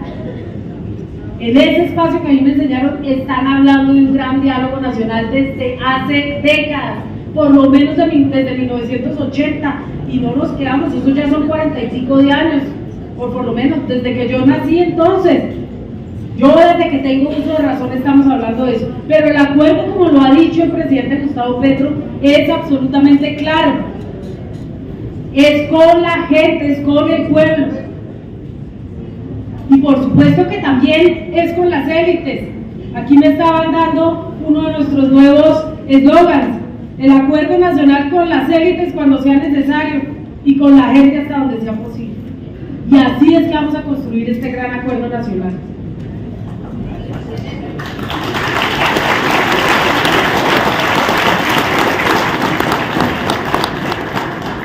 Y porque vamos a trabajar muy fuertemente entre todos y todas, dialogando incluso con aquellos que piensan diametralmente opuesto, porque si hablamos de un diálogo nacional, puede ser con las élites hasta cuando sea necesario, pero con aquellos que piensan distinto siempre, porque tenemos que escucharlos, porque tenemos que entender qué es lo que están pensando, si es que queremos conquistarlos, si es que queremos atraerlos. Y eso lo dijo ahora Juan Carlos, pero me recordó inmediatamente una frase en una carta que me escribió mi padre. Me decía: el amor llama al amor, la fiesta llama a la fiesta, nadie se resiste a un alma que va de fiesta por la vida. Para poder construir la alegría, para poder mantener la alegría, necesitamos abrazarnos. Miren, a veces somos tan razonables, me refiero a estamos tanto en el espacio de la razón, que tal vez es el lugar o la convocatoria que estamos haciendo nosotras, Nosotras hablamos distinto, pensamos distinto. Somos todos seres humanos, pero la forma en la que nosotras elaboramos el pensamiento es diferente. Entra por aquí, pasa por aquí, y luego aquí en el útero. Nosotras necesitamos que la política se construya también desde la emoción, también desde el afecto, también desde el amor. Y necesitamos abrazarnos más y querernos más, y por supuesto que tenemos que pensar en colectivo, pero ¿cómo vamos a pensar en colectivo si no nos queremos? Si vemos enemigos en todos los rincones, si vemos competencia en cada una de esas grietas, porque nosotras sabemos que necesitamos cuidar esta sociedad, cuidar nuestro movimiento, cuidar nuestro partido, cuidar nuestros hijos y nuestras hijas. Porque también sabemos que tenemos que parir una sociedad distinta. Y nosotras estamos listas, preparadas para eso. Ese es el gran ejemplo, o bueno, por lo menos con el triunfo de Claudia Sheinbaum se inaugura un nuevo tiempo para este continente. Y es que las mujeres estamos aquí para transformar las sociedades, para darle continuidad al proyecto progresista, para imponerle una nueva impronta, para imprimirle un sello completamente diferente.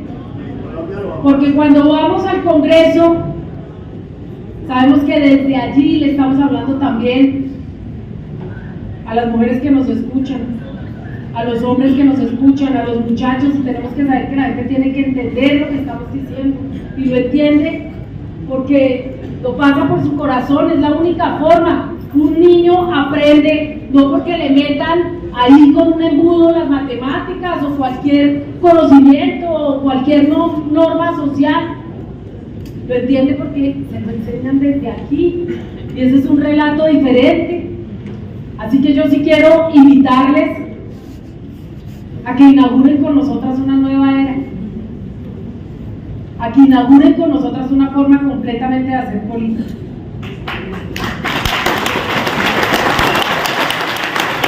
Y además, porque tenemos una autoridad, nosotras tenemos legitimidad, como proyecto también tenemos legitimidad. El progresismo tiene que exigirle a este gobierno, tiene que exigirle a sus ministros y ministras, a sus gobernantes, a la gente que está al interior de las instituciones, que cumplan con el programa de gobierno. Tienen que hacerlo, que tienen que desterrar y denunciar cualquier, mejor dicho, tufo a corrupción que pueda haber allí.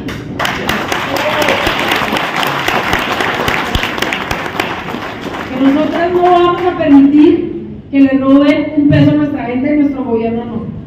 Así que con esa tranquilidad podemos hablar. Estaba escuchando, nos decían el escándalo más grande de la historia. No nos vengan con cuentos. No señor, no. Aquí no pararon las instituciones con la política. Aquí no pararon las instituciones con Odebrecht. Aquí siguió funcionando este país. Entonces nosotros sí tenemos que exigirle a los nuestros coherencia. Eso es, tú vives como has vivido siempre. Tú no porque llegues a un espacio de poder, entonces cambias completamente tu forma de ser, tu estilo de vida, y empiezas a parecerte menos a lo que defiendes y más a los que te opones. Absurdo, eso no puede ser. Evidentemente tampoco somos la policía judicial de este gobierno, ni de los nuestros. No, la Inquisición se acabó hace rato. Pero nosotros sí tenemos que tener absoluta coherencia, y tenemos que tenerlo todos, quienes estamos en los espacios de gobierno o en el Congreso o en los partidos. A los jefes de nuestros partidos también les exigimos que se porten a la altura de los tiempos, que dejen de estar dilatando las discusiones, que ¿para cuándo es que vamos a discutir el partido único? ¿Y para cuándo vamos a discutir las reglas de la convivencia nuestra como progresistas? ¿Y para cuándo vamos a discutir los liderazgos regionales? ¿Y para cuándo vamos a construir la democracia interna? Y para, no solamente de la Colombia Humana, yo ya no soy militante, yo soy militante del Partido Único aquí declarada y les invito a todos.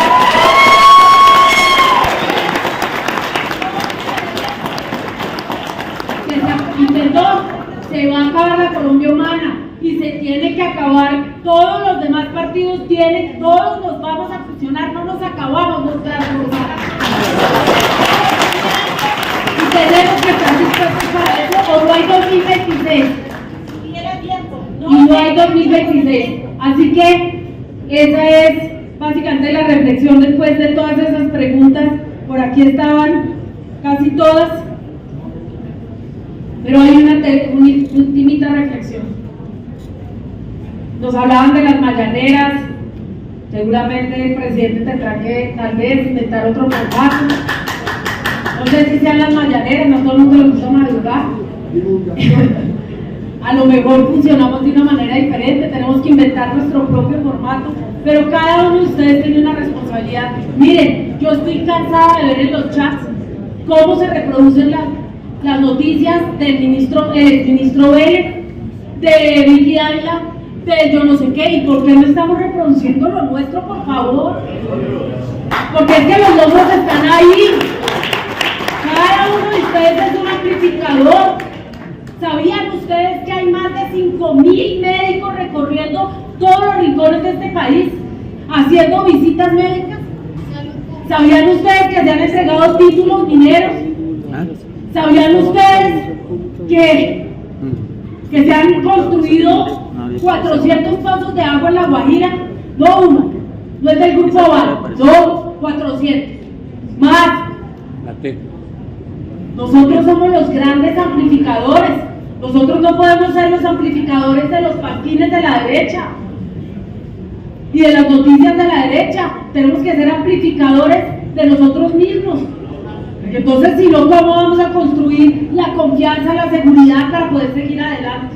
Entonces, yo sí les quiero invitar, RTBC, pero que no es, como dicen, el medio de comunicación de este gobierno.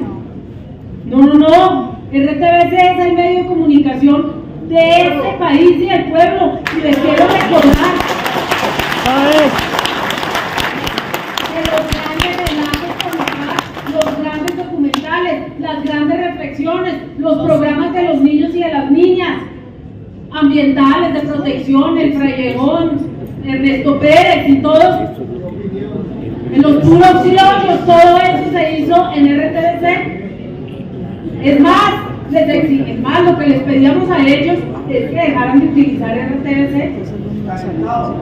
para no difundir absolutamente nada. Así que, de verdad, hay que comunicar, hay que contrarrestar,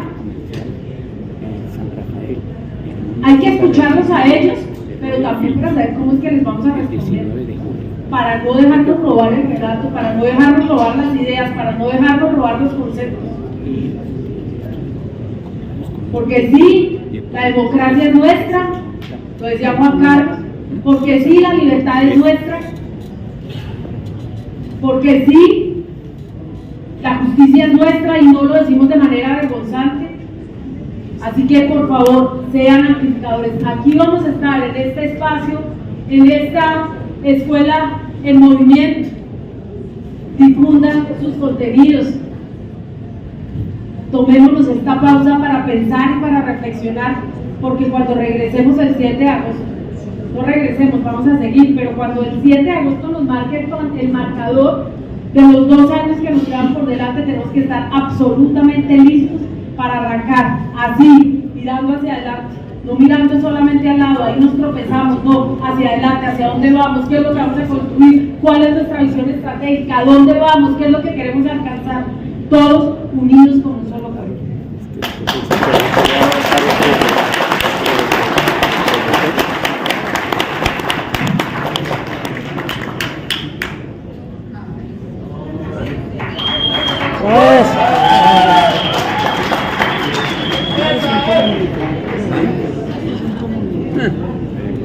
telegráficamente, porque ya llevan ustedes aquí mucho tiempo. Decía el general Perón, el ser humano es bueno, pero si lo vigilas es mejor. Lo digo esto porque alguien me preguntaba, ¿qué hacemos con la socialdemocracia? Yo creo que hay que colaborar con la socialdemocracia, porque cuando colaboran con nosotros son un poquito mejor. Cuando no colaboran con nosotros se van con la derecha, y por tanto van a formar parte del bloque de la derecha. Y creo que es positivo atraerlos para acá y recordarles lo que alguna vez fueron. Fíjense que México ha sacado 30 puntos de distancia, 30 puntos. Claudia Sheinbaum a Xochitl Gálvez, 30 puntos. Y había un lema de López Obrador hipercriticado. Lo insultaban, le decían que era un idiota, un ingenuo. El lema era abrazos, no balazos. El lema era que frente a la violencia, frente a las bandas, frente a estos sectores que nos han acostumbrado a tanta violencia, él decía, hay que darles abrazos, porque esa gente desestructurada, a la que le han robado la posibilidad de estar enraizada, hay que recuperarla para la sociedad, y no la recuperamos pegándoles tiros como hizo el gobierno de Felipe Calderón. Por tanto, no despreciemos la fuerza del amor, no despreciemos la fuerza de respetarnos, de tratarnos. Hay una cosa, fíjense ustedes, que creo que debe ser el corazón de toda la gente decente, y es tratar a cualquier ser humano como igual en dignidad. Creo que ahora mismo defender los derechos humanos es revolucionario. Y eso nos ayuda, fíjense ustedes, a veces a no discutir tanto entre nosotras y nosotros. Plantear, ¿estáis de acuerdo en que todos los seres humanos somos iguales en dignidad? Entonces nos podemos sentar a trabajar conjuntamente. Quiero que reflexionen ustedes sobre una progresión. Miren, desde los años 70, que es cuando se pone en marcha el llamado modelo neoliberal, ese modelo que han sufrido todos ustedes. Apertura de fronteras, tratados de libre comercio, privatización de los bienes públicos, desregulación de la economía, primacía de la economía financiera, vaciamiento fiscal del Estado, mercantilización de todos los ámbitos de la asistencia. Ese es el modelo neoliberal, que comienza en el año 73 con el golpe de Estado contra Salvador Allende. Ahí empieza. Y llaman a los economistas que estaban chilenos en Chicago estudiando con Milton Friedman. Los Chicago Boys, y les dicen, aquí tenéis un país, no hay sindicatos, no hay partidos de izquierda, no hay libertad de expresión, haced lo que queráis. Ese modelo neoliberal, fíjense ustedes, ha convivido con nosotros desde los años 70. ¿Y saben qué ha ocurrido? Y esto, por favor, es esencial que lo entendamos, si no, no podemos avanzar. Vamos a ser como la mosca, chocando contra el cristal, y chocando contra el cristal, y chocando contra el cristal. Nos han dinamitado todos los puentes y los diques sociales en nuestra cabeza. No solamente los han dinamitado en nuestras leyes, no solamente han vaciado de contenido real nuestras constituciones, sino que nos lo han vaciado en nuestras cabezas. Nos han convencido de que lo privado es mejor que lo público, que el que es buena gente es porque es tonto, que lo comunitario es deficitario, que las empresas son mejor que el Estado, que el mejor interés es el interés propio, que el amor propio es lo más relevante. Nos han llenado de mierda a la cabeza. ¿Y saben qué ha ocurrido? Que una vez que han roto durante 40 años todos esos diques comunitarios, todo lo social, toda la empatía, una vez que lo han debilitado, vino la crisis de 2008. Y la crisis de 2008 les dinamitó a ellos, a los neoliberales, su proyecto. Y les digo que esto es esencial que lo entiendan. ¿Saben ustedes qué hicieron los neoliberales? Lo que han hecho siempre que ha habido una crisis del capitalismo. Han llamado al plan B, que es el plan autoritario. Han llamado, igual que en los años 30, igual que en los años 70, han llamado a Bolsonaro, a Donald Trump, a Kass, a Milei, a Abascal. Han radicalizado sus posiciones. Esta radicalización en Colombia, desgraciadamente, llovía sobre mojado. Porque aquí el proceso de paz no ha permitido, por su ausencia, inaugurar un nuevo país. En el año 91, como bien decían, pues se intentó, pero, decía Mauricio, pero no terminó de cuajar porque seguía habiendo guerra. Y por eso les repito, las élites están en contra de la guerra, en contra de la paz. Porque en cuanto ustedes tengan paz, van a inaugurar un nuevo régimen. Por eso la paz tiene que ser el contenido central en este país, porque si no, no se puede avanzar.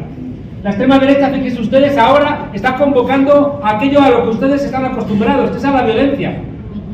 Y de repente, hace una semana, un hombre le dice a Milei en la calle: abre los galpones, que la gente no llega a fin de mes. Y ese señor, que se están ensañando, tiene la soberbia de la crueldad, le dice: si no llegarais a fin de mes ya estaríais muertos. Le dice, fíjense ustedes la crueldad. O la mejor amiga de Milei en España, Isabel Díaz Ayuso, dejó morir a 7.291 ancianos en las residencias, prohibiendo que los llevaran durante el COVID a los hospitales. Si tenían seguro privado, sí los mandaban. Se libraron el 62% de los que tenían seguro privado, murieron el 100% de los que no lo tenían. Esa señora es la defensora de Milei, esa es la defensora siempre de Uribe, es la defensora de Santos, de Duque. Son caimanes de la misma fosa, que se caracterizan por una enorme crueldad. Por tanto, fíjense ustedes, ahora el auge de la extrema derecha no es sino la respuesta de esas élites que se han asustado porque con la crisis de 2008 hemos planteado que no nos gusta ese modelo. Son los estudiantes chilenos que se levantan cuando les suben el transporte y dicen: ¿pero por qué os levantáis si solamente hemos subido 30 céntimos? Y dicen: no son 30 céntimos, son 30 años. Le han robado a tanta gente tantos años de su vida, que la gente a partir de la crisis de 2008 está diciendo basta. Y de repente, fíjense ustedes, cambian los gobiernos en lugares donde parecía imposible.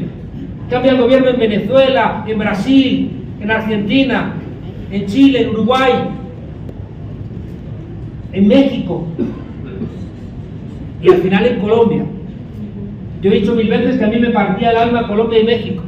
Eran dos países que me destrozaban el ánimo. ¿Por qué? Porque es que yo sabía que el narco estaba en el gobierno. Yo soy profesor de teoría del Estado y yo decía: mierda, es que es lo peor, el Estado y encima con narcos. Es que nadie puede luchar contra eso. Y ustedes han sido capaces de ganarlo. Por favor, dense la alegría de saber que han derrotado.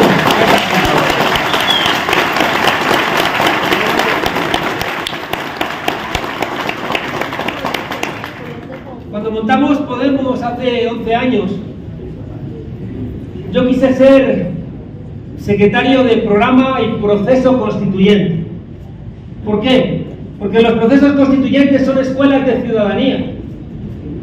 Un proceso constituyente es devolverle al pueblo su condición constituyente. Las constituciones no son sino la expresión en un momento histórico de la voluntad del pueblo. Por eso el pueblo siempre tiene el poder constituyente. No lo tiene ni la asamblea, ni lo tienen los reyes, ni lo tienen los ricos, ni lo tienen los medios de comunicación. El poder constituyente lo tiene el pueblo. Y es el pueblo el que decide en qué forma lo articula, a través de una asamblea constituyente, a través de lo que sea en cada país. Pero, el proceso constituyente es un momento instaurador de un país. Por eso entiendo perfectamente al presidente Petro cuando dice: hace falta un proceso constituyente. Porque necesitan ustedes dialogar y construir un contrato social conjunto y compartido y mayoritariamente sancionado de hacia dónde quieren ir ustedes como sociedad. Y eso no puede ser otorgado por nadie, ni puede discutirse en un momento en que haya guerra. Por tanto, ahora ya le va tocando a Colombia ese proceso constituyente. Y no hay que tenerle miedo. Quien tiene miedo al pueblo no va muy lejos. Partido. Miren, yo me fui a ver, cuando montamos Podemos, me fui a ver a Pepe Mujica, el presidente del MPD, del Movimiento de Participación Popular de Uruguay, presidente, una persona tan querida. Y le dije: Pepe, él se había leído un libro mío y me tenía cariño y me recibió, estuvimos ahí charlando largo, y dije: Pepe, cuéntame del Frente Amplio, porque yo quiero en España hacer un Frente Amplio porque soy consciente de dos cosas que ustedes también tienen que ser conscientes. Una, que es muy difícil que una sola sensibilidad en un partido responda a todas las demandas de una sociedad. Es muy difícil. Hay muchas sensibilidades. Hace 50 años el partido hacía muchas cosas por nosotros. Ahora las hacemos nosotros mismos y le pedimos la ayuda al celular. Por tanto, los partidos tienen que ser mucho más flexibles. Y me dijo Pepe Mujica: Monedero, el Frente Frente Amplio es más amplio que frente. Que es una manera muy resumida de decir que aquello es un sin Dios. El Frente Amplio es una cosa como todos los partidos de la izquierda del mundo, muy amplia, con gente de diferentes lugares, con gente que difícilmente a veces se pone de acuerdo. ¿Qué dificultades tenemos en España, por ejemplo, para ponerse de acuerdo? La izquierda en las ciudades y en las zonas rurales. Por ejemplo, con los toros. O por ejemplo, con los lobos. Los lobos los defendemos mucho en la ciudad y en el campo, pues los ganaderos los ven con otros ojos. Entonces, claro, los partidos ecologistas que no son conscientes de estas dificultades, de esta necesidad de ser flexibles, chocan. Y al final terminamos todos en el maldito fragmento. No. La idea es que, fíjense ustedes, el partido incorpore esa idea de partido-movimiento en la medida en que es consciente de que hay tal pluralidad de miradas que solamente bajando cada uno un poquito nuestra bandera se pueden ver las banderas de los demás. Y eso solamente se solventa, tomen nota por favor, solamente se solventa con diálogo durante meses y meses y meses. El Frente Amplio de Uruguay empieza a organizar un año antes las elecciones, un año. ¿Por qué? Porque es muy difícil convivir. Por eso el desafío de un partido, que yo no lo llamaría partido único, yo lo llamaría partido unido. Sí, no, sí. Que es una contradicción, partido unido. Está partido, no está bien, pero da igual. Somos contradictorios, ¿no?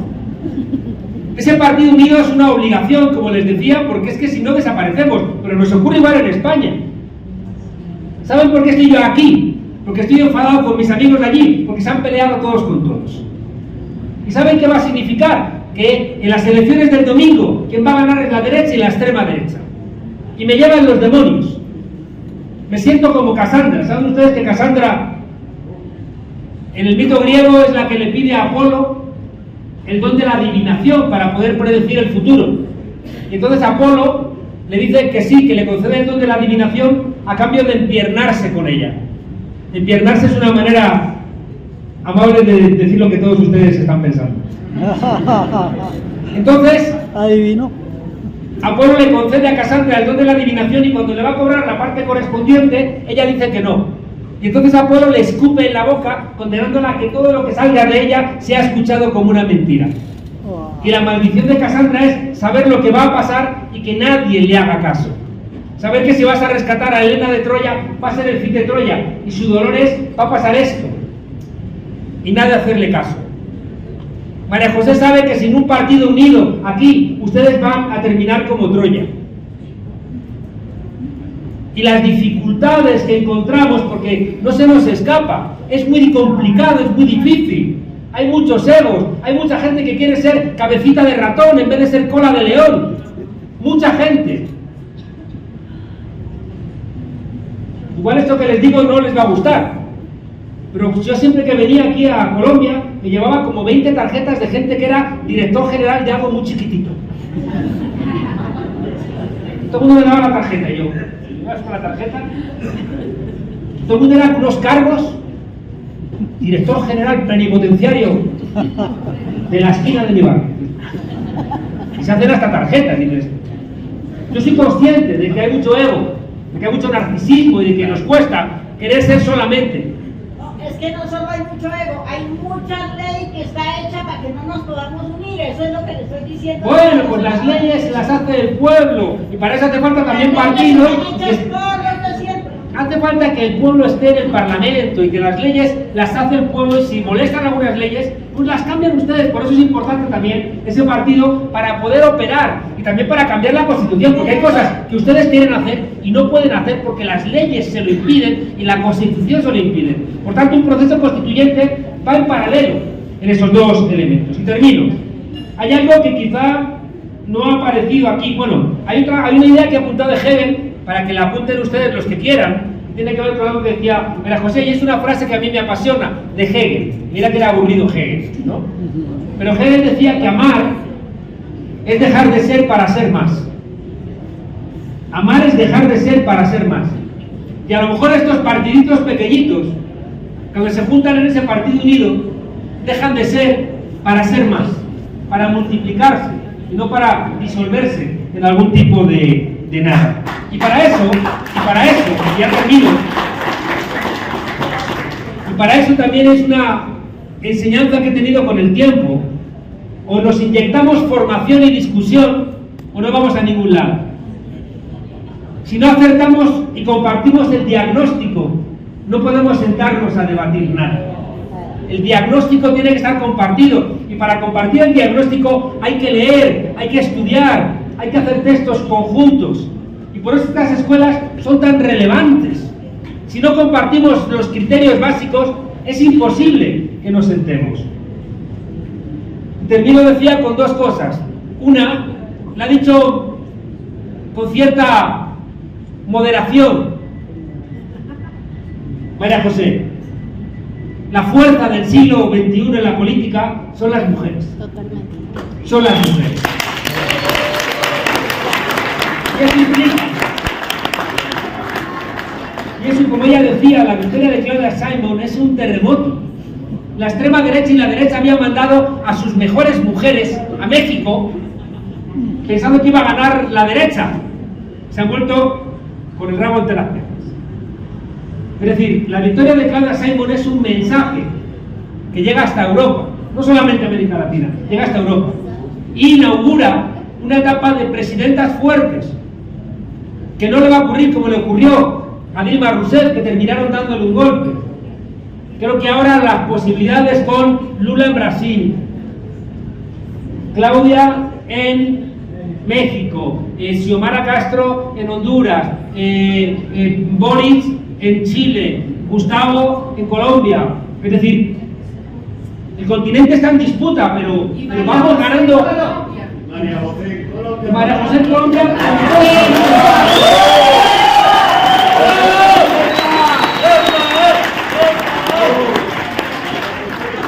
Y yo digo que de verdad que quiero terminar. Antes de irse, Nicolás está ahí aguantando como un fenómeno. Ha mejorado mucho la situación en Venezuela, ha aguantado frente a un bloqueo.